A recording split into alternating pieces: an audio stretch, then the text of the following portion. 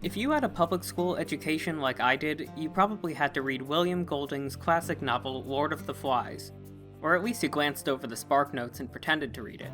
For those who aren't familiar, the novel follows a group of British schoolboys who crash land on a deserted island and are forced to govern themselves. The start of the anime Sonny Boy, the new Madhouse show airing during the summer 2021 anime season, seemed to heavily mirror this story, with a class of Japanese school children drifting into multiple different worlds and having to establish their own rules and power structures. In fact, I saw many people referring to the show as Lord of the Flies with superpowers. But after a few episodes, it's clear that this show is a completely different beast from Lord of the Flies, even if it's meant to pay homage to it. I'm Matrix, and in this spoiler-free review, I'll explain why Sonny Boy is the most unique anime of the summer 2021 season. The best thing I can compare Sonny Boy to is Neon Genesis Evangelion, but not because the two shows have anything similar in terms of plot. Instead, they share a lot of characteristics in the way the show is structured. To start, Sonny Boy does not hold your hand at all, and there's very little exposition. We learn bits and pieces about the other worlds the school visits and how they operate in each episode, but these individual threads take a very long time to come together, leaving you guessing and theorizing throughout the entire length of the show. This is the exact opposite of most isekai anime, where the rules of the world are laid out from the beginning. As viewers, you will know exactly as much about the other worlds as the characters do, which is almost nothing, so each new revelation is thrilling. Characters figure things out by observing the strange environments around them and experimenting, but the ways that they do this are so surreal that it's impossible to predict what will happen. The other worlds do not behave like our world in the slightest. Time and space don't operate the same way, there are incredibly unfamiliar aesthetics, and sometimes the consequences for certain actions seem entirely illogical. On top of that, you have children manifesting powers of everything from glowing fingers to flight and the ability to summon objects they want. This means that people who traditionally would have or would not have authority, or be seen as valuable or not valuable, based on their previous school life, might have that flipped. And that brings me to another major way Sonny Boy breaks away from the Lord of the Flies structure, which is that there's far less interpersonal conflict and fighting.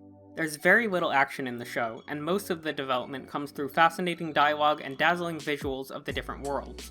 While conflicts arise between different coalitions of students, the effect this has is to splinter the group into multiple smaller groups, which face their own struggles.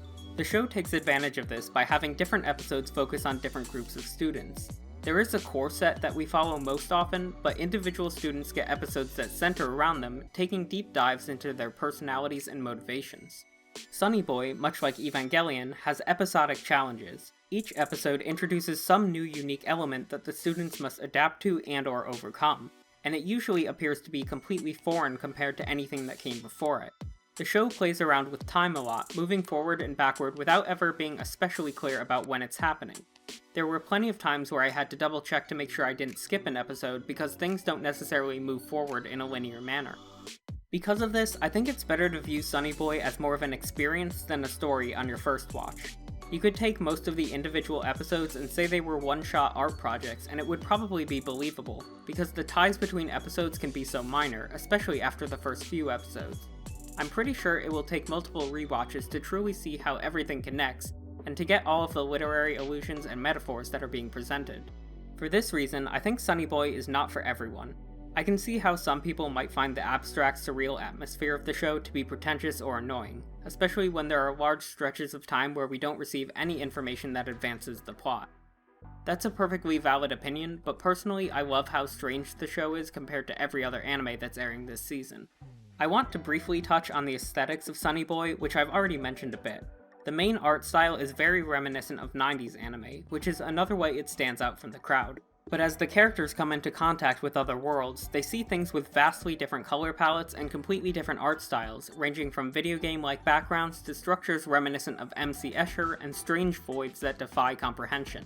Describing the things the students see too much would spoil the experience, but if you're interested in seeing some incredibly artistic designs, this show is for you.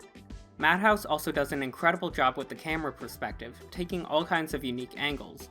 The animation is never lazy in this show, and I honestly think it's some of the best work from Madhouse, which is already an acclaimed studio as is. I also want to praise the voice cast and sound design of Sonny Boy.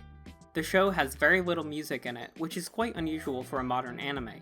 Because of this lack of music, the voice actors and the sound effects have to carry the atmosphere of the show, and they do so very successfully.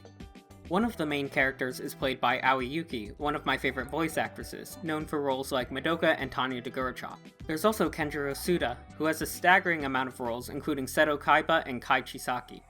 The whole cast is talented, and there are even some people in major roles who have really only played supporting characters before, like Hiroki Goto. Alongside the cast, the sound team does a really good job of making the environments of the show seem alien, and on the rare occasions that the show does have music, it really packs a punch. In all, I would give Sonny Boy a 9 out of 10 so far, though I'm still waiting on the final 2 episodes to make my determination. I don't really see it going higher than a 9, but if it doesn't stick the landing, it might drop to an 8. I know this review was a bit disjointed, but so is the show, and I definitely think it's worth your time. Thanks for watching! If you enjoyed this video, please consider liking and subscribing for weekly content. I'm Matrix from Matrix AM, Anime, and more, and I hope you have a great day.